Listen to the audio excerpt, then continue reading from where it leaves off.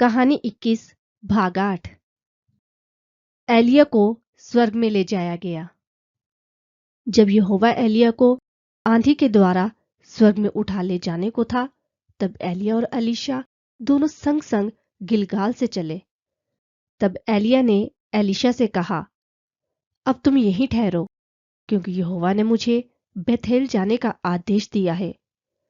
मगर एलीशा ने एलिया से कहा, जीवित यहोवा और आपके जीवन की शपथ, मैं आपका साथ नहीं छोड़ूंगा।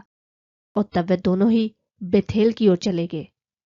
तब बेथेल में भविष्यवक्ता मंडल के भविष्यवक्ता ने एलीशा के पास आकर उससे पूछा, क्या तुम्हें इस बात का पता है कि आज यहोवा तुम्हारे स्वामी को उठा लेने पर है? एलीशा ने उत्तर दिया, हाँ, मुझे मालूम है, आप शांत रहिए। फिर एलिया ने एलीशा से कहा, एलीशा, तुम यहीं ठहरो, क्योंकि यहोवा मुझे यरीहो को भेज रहे हैं। मगर एलीशा ने एलिया से कहा, जीवित यहोवा और आपके जीवन की शपथ, मैं आपका साथ ना छोड़ूंगा। तब वे दोनों ही यरीहो पहुंच गए। तब यरीहो में भविष्यवक्ता मंडल के भविष्यवक्ता एलीशा के पास आकर उससे ये पूछने लगे, क्या तुम्हें इस बात का पता है कि आज यहोवा तुम्हारे स्वामी को उठा लेने पर है? एलीशा ने उत्तर दिया, हाँ, मुझे पता है, आप चुप रहिए।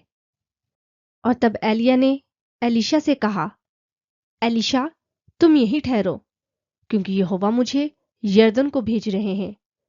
मगर एलीशा ने एलिया को उत्तर दिया, जीवित यहोवा और आपके जीवन की शपथ, मैं आपका साथ नहीं छोड़ूंगा।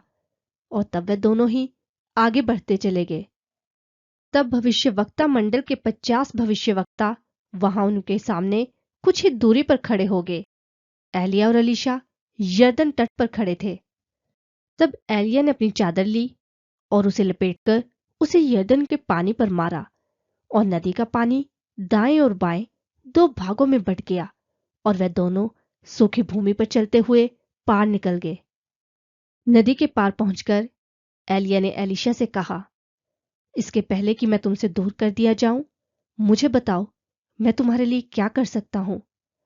एलीशा ने एलिया को उत्तर दिया, ये कि मुझे आपके आत्मा का 2 गुना भाग मिल जाए। एलिया ने कहा, तुमने बहुत कठिन बात मांग ली है। फिर भी उस समय जब मैं तुमसे दूर किया जा रहा होऊंगा, अगर तुम मुझे देख लोगे, तब तुम्हारी इच्छा पूरी हो जाएगी। पर यदि मैं ओझल हो जाऊं, तब तुम्हारी इच्छा पूरी ना होगी। और जब वे इस तरह बातचीत करते हुए आगे बढ़ ही रहे थे कि उन्हें आग के रथ और आग के घोड़े दिखाई दिए, जिन्होंने उन दोनों को अलग कर दिया, और एलिया आंधी में होते हुए स्वर्ग में उठा लिया गया। एलीशा ये सब देख रहा था, और वह चिल्ला उठा, मेरे पिता, मेरे पिता! और इज़राइल के रथ और सारथी। इसके बाद एलीशा ने उन्हें फिर कभी न देखा। तब एलीशा ने अपने कपड़े पकड़े और उन्हें फाड़कर 2 भागों में बांट दिया। इसके बाद एलीशा ने एलिया के शरीर से नीचे गिरी हुई चादर को उठा लिया, और लौटकर वे यरदन के किनारे पर पहुंचा। तब एलीशा ने उसी चादर से जो एलिया के शरीर से नीचे गिर गई थी, उसे लिया और जल पर प्रहार किया, और ये कहा, एलिया का परमेश्वर यहोवा कहाँ है? जब उसने जल पर वार किया, तब यरदन का पानी दाएं और बाएं बट गया, और एलीशा पार निकल गया। और फिर जब यरीहो में भविष्यवक्ता मंडल के भविष्यवक्ताओं ने एलीशा को आते देखा, तब वे सब कह उठे, एलिया की स्वर्गीय शक्ति एलीशा को मिल चुकी है।